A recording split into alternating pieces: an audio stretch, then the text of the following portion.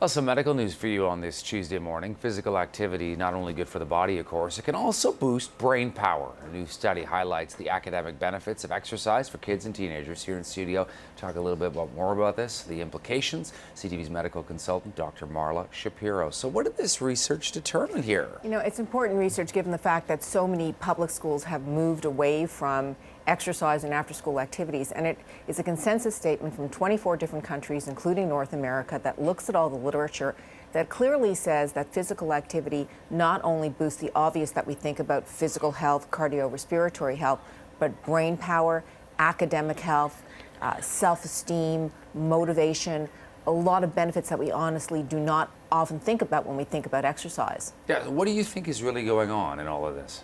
Well, we have a lot of evidence that shows that kids who exercise vigorously have a much better heart health, cardiorespiratory health, and it decreases the risk of long-term, down the road, middle-age diseases such as diabetes, heart disease, hypertension, lipid abnormalities, and so on.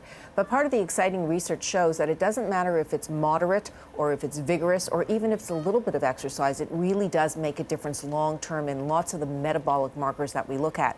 And when it comes to boosting brain power, we know that kids who exercise during the day, before school, during school, after school, show an immediate improvement in their academic performance. And for kids who exercise generally, we do see that it boosts intellect working directly at the level of the brain. That's interesting to sort of think about the spin-off effects of all this, the cascade effects. Is there a risk of too much exercise?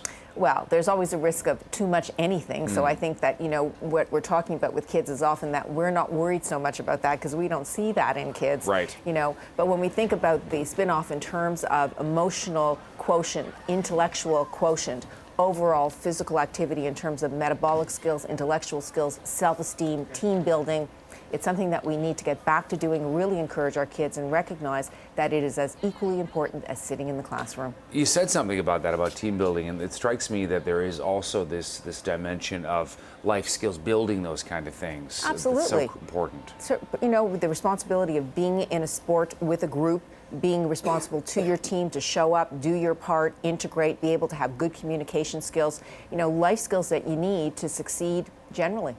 Dr. Marla Shapiro, good to talk to you. You too, Todd. Happy Tuesday to you as well.